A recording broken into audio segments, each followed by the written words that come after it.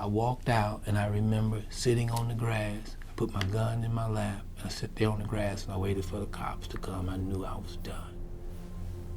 I had come to a place in my life where I was totally dependent on God. The plan the adversary has for you, it is a dark plan. The plan that God has for you is a radiant one.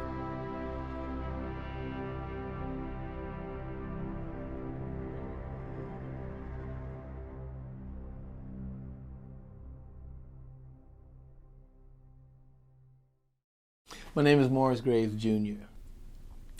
People look at me today, the people that I interact with, and they can't believe my history. I was born into a fatherless environment. The environment that I was born into, I saw a lot of my friends brutally murdered around me. By the time I was 12 years old, I had been taught by adult men how to sell drugs, how to rob people, how to steal cars. And by the time I was in the 7th grade, I was a full-blown alcoholic. I was married, but living a life that was so crazy. I mean, I had been married 5 years and ended up having a baby by another woman. My wife didn't leave me, and the only reason she didn't leave me is because she was afraid to. If you threatened me, if I felt threatened by you, I didn't wait to see what you would do. I just brung the fight to you. One night, I'm riding with a partner of mine, and we're getting ready to go to the club, and he says, man, I saw your sister, and he told me what crack house she was in. We go to the crack house, and he tells me, he says, Morris, will you stay out here off the porch, and I'll go knock on the door and see if she's in there. The guy on the door comes to the door, and he asks, I'm hearing everything, he asks, is Tammy in there? And they look around and they say, she's not in here. I'm wanting to get in. I want to get in and see for myself, you know. And these guys have guns on this door. I should have been killed in that moment. But my friend grabbed me and pulled me off of the porch. So we got into an argument, and he hit me. And when he hit me and he realized what he'd done, I ran him down. Now he lived in the same complex, and he'd seen her in that area. He'd seen her at that crack house. But when I pulled my pistol out, he ran around to his house. I chased him down, and I grabbed him. I picked him up, and I put the gun to his chest, and I pulled the trigger.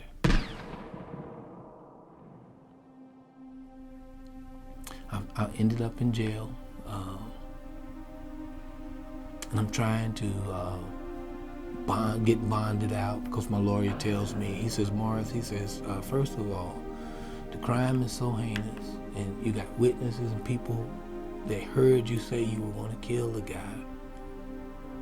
So you're going to prison for the rest of your life. The best thing you can do is get out on bond, because the penal system's so bagged up that it'll be a year before you get your time. And so that's what I was trying to do. My wife and I on the phone trying to get somebody to help me get out, and nobody would help me. No family members, no one would help me. Everybody thought, man, if this guy gets out of prison, gets out of jail, he's gonna run. I was sentenced to 15 years. When I realized I wasn't gonna get out, I got on my knees in the wee hours of the morning, everybody else is asleep. I got out of my bunk, I got down on the floor, and I remember praying, you know, I don't know if you're real or not. You help me get out of here, spend this year with my family, then I'll go to prison, and I'll serve you, and I won't turn to the left or to the right. That was all I knew. That's all I'd heard. That's all I knew by way of praying. And you know, looking back, I don't even believe that I had any intentions of fulfilling that prayer.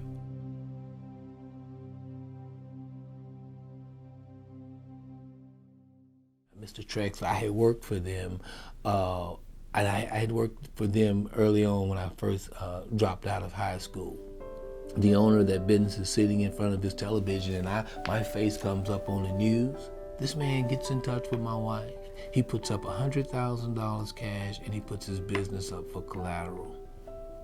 And I got home and I called him and I said, Mr. Traxler, I'm as humble as a lamb by now. I want to thank you for what you did for me and my family. And he says, well, Morris, you just do the right thing. I'll tell you, man, I've been trying to do the right thing ever since then. So I had to do 7 years before I was eligible for parole, but the God of glory moved so miraculously in my life as I consistently surrendered my life over to him, got me out supernaturally in 4.5 years. I learned the reality of the God of heaven, the God of glory. I had come to a place in my life where I was totally dependent on God. Consider what I've said. Consider my testimony. Consider where you are in life. Consider where you want to be in life. I'm no longer a slave to fear. I am a child